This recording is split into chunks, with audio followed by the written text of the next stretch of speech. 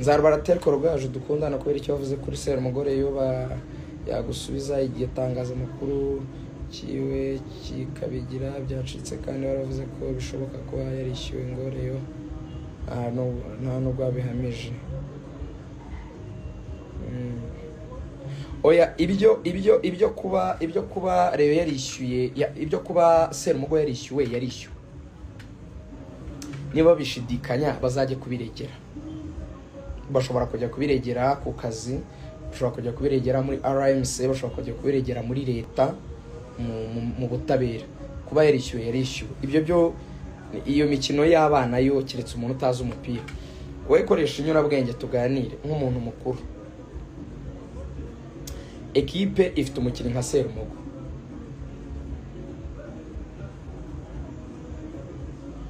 Serumugo ni umukinnyi ufite kontra muri Rayon.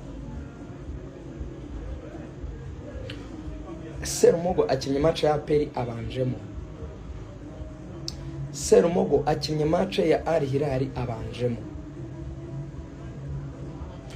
Muri media hari radio isivuga ngo Serumugo ari gutsindisha Rayon, ngo yagiye gusesa amasezerano nawe mbere yuko biba.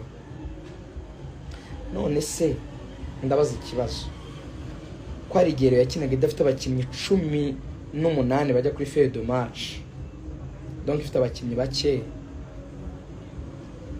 Munezero wagutase nk'ahantu yabagufashije cyane, akaba ari akantu keza cyane. So niba abakinnyi bagiye mu kibuga batuzuye 18 bakajya mu kibuga bagakina umupira ufite abakinnyi bake, ni gute ushobora kuvuga ngo umukinnyi ndamurekurira ubuntu afite amasezerano? Ndabaza ibintu bitatu. Umukinnyi ari kurwa kubera ibintu bitatu. Reka duhere ku cyambere. Chabarara yari yaguzwe muri Musanze miliyoni 22. Serumugo ajya gukina match ya Al Hilal bivuga ko yari afite release leta. Kuba afite release leta, ibyo ni ibintu byagaragaye ko yavuye muri match ahita ajya kuri airport gutega indege. Bivuga ngo yasohotse muri match ya Al Hilal ahita ajya gutega indege. Bivuze ngo umuntu yagiye gutega indege, ntago indege bayitega nka bisi. Bivuga ngo deja yari bookings, ni ibintu yamenye mbere. Bashesha amasezerano nkuko babivuga, bamuhaririza leta, akina match ya Hilal, akisoza ahita ajya ku kibuga cy'indege, ahita ajya muri Sudan. Ikibazo cya mbere kirabaza ngo ko yari afite amasezerano agiye kujya muri Sudani, kontra yasheshwe kubera iki? Ese niwe waje kubasaba ngo duseze kontra? For what? Like for what? Ko yabanzaga mose arasesa kontra ngo bigende bite? Kuko umuntu asaba gusohoka mu kazi ari uko akazi katamuryoheye, ariko yarakinaga, yakinnye match ya APR abanzamo niye Hilal. Icya kabiri, ni rero yamusabye ko basesa amasezerano. Niba rero yaramusabye ko basesa amasezerano, yabimusabye ishingiye kuki?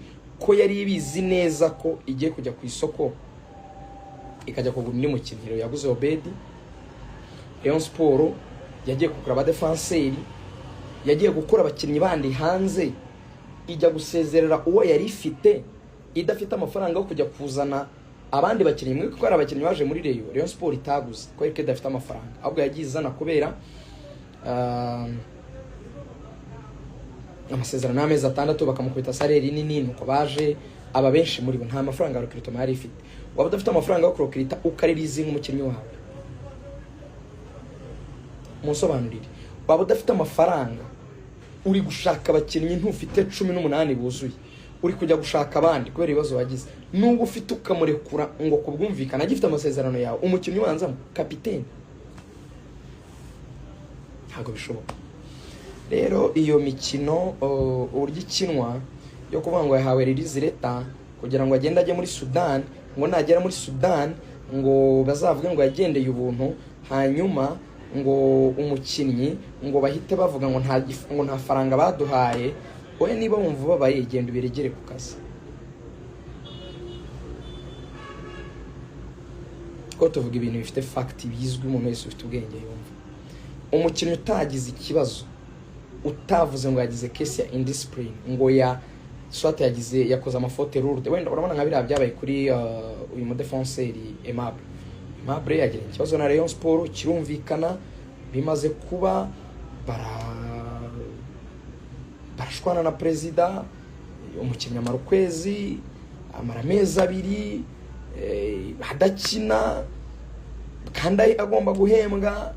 Ikipe iravuga ati turi muri Rose, naguma hano ntitumurekure turahendwa, tuzakomeza kumuhemba kandi dukomeza kumuhemba tuzisanga biduhendera ubusa.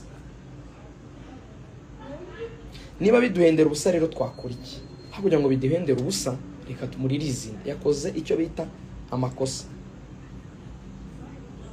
None umukinnyi utakoze ikosa wakinaga match ya Hilal, wumve ko match yarangiye nk'aya masaha ahita yurira indege ajya muri Sudan ngo twatandukanye, ngo duhanye uburenganzira ngo bwo gusesa amasezerano. Iyo mikino. None ikindi, ibintu byaravuzwe, Jarike yarabivuze, Ngabo yarabivuze, Ephraim yarabivuze. Uti rero byagenze gute?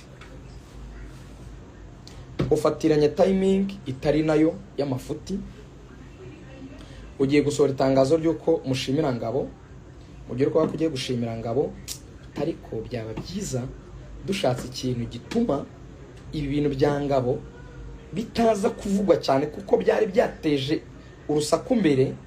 Batereka dushaka ibintu duhita tuzana, dushaka undi muntu duhita nawe dukubitamo, ati turangiza tuhite duhisha ibyo bintu bya Ngabo ntihagire no komeza kubivugaho, duhindure donc yaho intambara yariri, tuyikura iburyo tuyerekeze ibumoso. Ese niyo mikino ni mikino ki? Niyo mikino Gatete turagufasha rwose, ntago tukuri muvinga gusa. Gatete 250 tukurya ka bloke tukakohereza ibishanga tukikomeza ikiganiro. So ibyo rero bagiye kubikora babikora nabi, barabanza babihereza Goregore abirekura mbere y'ikipe, ikipe irabirekura, byabanjwe kurekurwa na Goregore. None se niba hakana ko atashakaga kwirukanisha Ngabo, Goregore yakuyeho itangazo ry'ikipe ari postinga mbere yuko Ngabo ari mbere yuko ikipe iri postinga. Aho tubiganireho ubu tugeze saa 12:45. Reka ntanga urugero, nde ku ikintu cya Rayon Sport, itangazo rya Rayon Sport ndirekuye, harirekura mbere, harirekura saa 11:45, ureye ikaritanga saa moya. Haryo ubwo iryo tangazo ryangezeho gute ko ntari muri Rayon, ko ndakora muri communication ya Rayon, ryanjeho gute? Itangazo ryanditse apana kuvuga ngo Zandane ngo hari amakuru ndi kumva avuga ko oya, ngo mfite itangazo rya Rayon ndirekuye saa 12:45 hano kuri page yanjye. Noneho Rayon irirekuye nyuma y'iminota 5. Yego ngo nari postinze mbere y'ikipe. So rero Goregore ni kuri yameze, nge twarabanye ndamuzi, nta gishya nyine urumva. Ariko agira utuntu buriya twudusazi, yari isaza gacumba, iyo umukanzano gatoya ajya mu mwanya we. Nawe ngo ni bya bishyimbo bizamurwa n'amazi, kwa kunda amazi aba ari kubira akazamukana n'ibishyimbo, umuriro uri gutwika munsi, iyo bya bishyimbo bimanutse bita bituza. Noneho aho Goregore abera umuntu umuswa cyane, agahita avuga ngo bahakinze Twitter ngo ariko reka sibeho ibintu. Ese urasiba ibintu gute kandi baguhakinze? Iyo page bayihakinze, none se wayaccessinga gute bayihakinze? Ikintu baguhakinze, reka tuvuge bamuhakinze ubwo bantwaye page yanjye, ntabwo mfite ukuntu na accessinga. Ese ko nakuntu na accessinga biraza kugenda gute? None se ubwo ni gute nasiba ibintu biri kuri page yanjye kandi bayihakinze? So ibyo rero Goregore akora ni ibintu by'amafuti birahanga. Ariko ni umuntu nzi, ni umuntu nzi neza, nta gishya, nta gishya. Gusa nyine turiya dukino arabizi, niyo mpamvu uri ibintu byose yisazamo agira ahantu agarukira. Yari isaza akavuga ngo banyisibi bakwisibi hese. Wagiye kubiregera se niba wumva wariswe? Wo muntu yakwita ibintu temera ntujye kubiregera jya kurega. Genda urege uvuge ati ngiye umuntu yari amarabitse yanyisibi genda urege. Si ibyo bintu rero. Ahubwo tuvuze dushatse kuvuga ibya goregore neza nibwo byaba ari ikibazo. Tubireka tubishaka gusa kugira ngo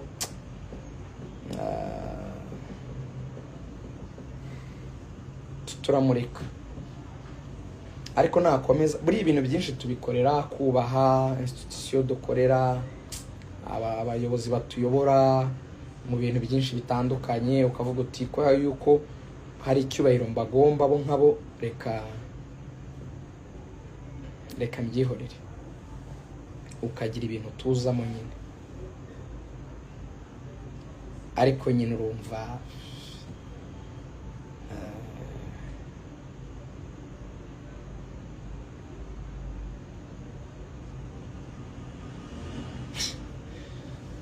yabaze ahita nge ntabwo niza ahita abantu mwiza ahita baguhakinze wako accessing account yawe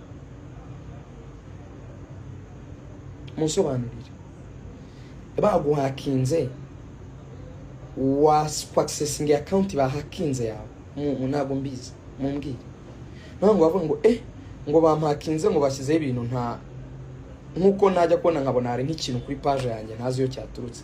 Harya bampakinze hari ikintu ntashyizeho, donc bampakinze bagishyiraho, harya ubwo nagikuraho?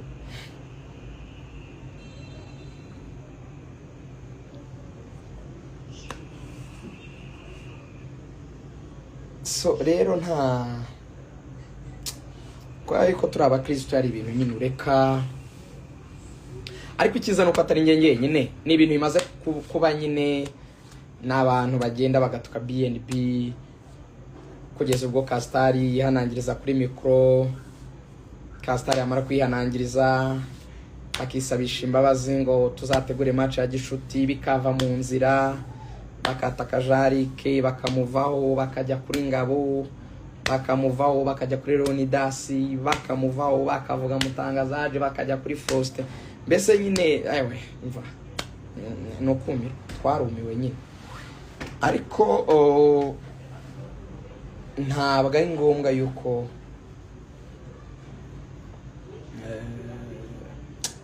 nk'umuntu w'umukristo hari ibintu ureba nyine ukabireka. Iyo bikabije ushobora kugira ikintu gito bivugaho kugira ngo bive mu nzira.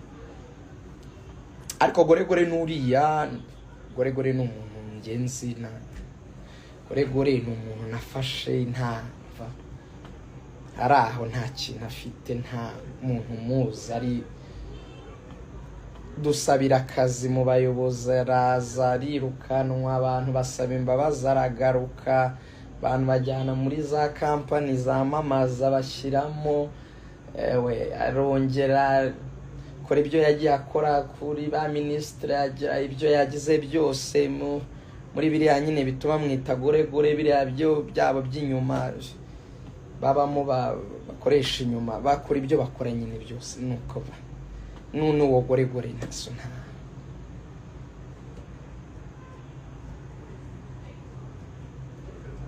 ntago wabijyamo cyane, uhitamo nyine ku akabije. Nge manateguje arabizi. I will disclose everything. I will disclose everything. I will disclose everything. Guhera ku bwa mbere ava aho yavuye ku kazi kugera bwa kabiri hava icyabaye mfungwa, ibyo yanditse mwarabibonye. Yarazi ko nzahiramo ndagaruka, arakomeza ndihanangiriza, ndasaba, ndavuga please stop. Ntuma w'abantu bakorana ndababwira sinshaka ibyo bintu, urumva. So hari ukuntu rero umuntu agenda ukabona yakabije, rimwe ukaba wamusubiza kugira ngo tuze. akagoregoresha ni nk'umubu nyine urabona wa mubu cyangwa isazi ugira gutya na goregore rero buriya kugira ngo anumve biragoye nyine ni umuntu ugoye tu uramwihorera nyine sometimes bisaba kumureka nyine bisaba kumureka ariko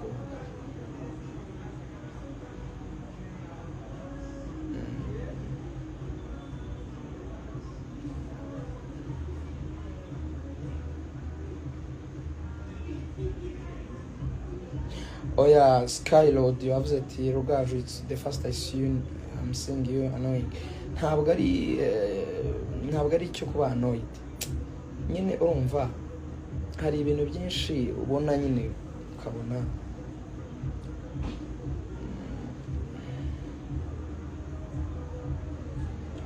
ariko buriya nanone uko ni ibintu biteye iyo ibintu bisakuje nibwo bikemuka urumva ndatekereza ko wenda n'ubutaha n'ubundi bizagenda bigabanuka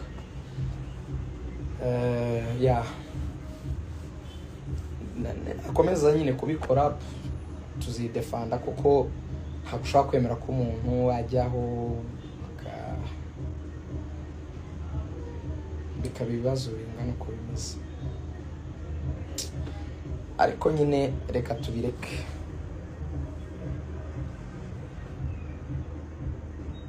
ari abantu nyine ubaho umva ari ikibazo kabisa pompomeri inyuma muri background hirya reka tubireke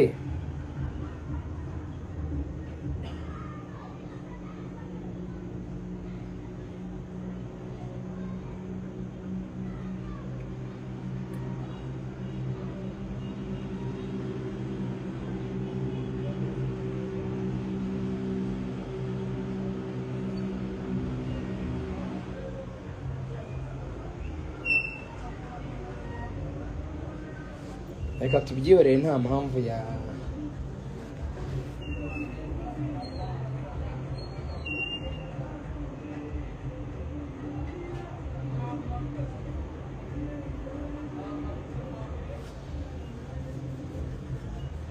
ntangabo n'umuntu bigirira amahoro bajarike n'abantu bigirira amahoro hano ni dasiko yemereye umuntu niba afite ikibazo kumva ko wamutuka nyine ntabwo watuka abanyamakuru bose ngo bikunda ntabwo wabishobora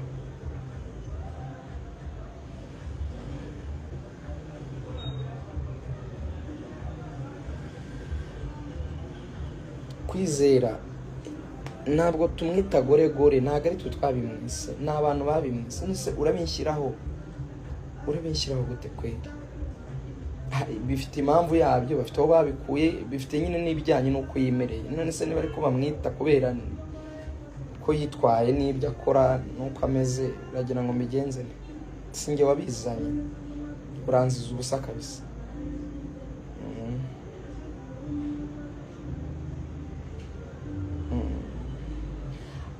nzagira igihe cyo kubisobanura niyongera ubu mbaye mwihoreye nta kintu kinini nshaka kongera kumuvugaho ariko nyine iyo mikino ntabwo njye nzayemera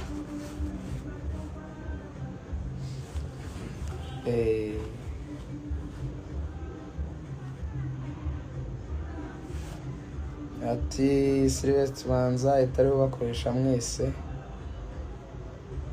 ati banza ari atari umurwa oya itose bwo yakoresha abantu bose ntabwo abakoresha bose ni kimwe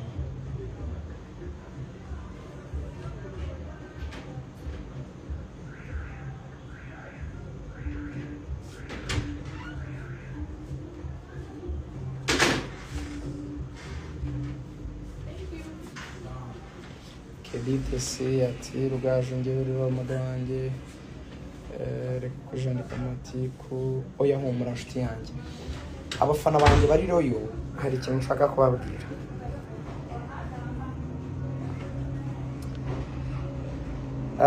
ntabwo reka nanjye n'igitangazamakuru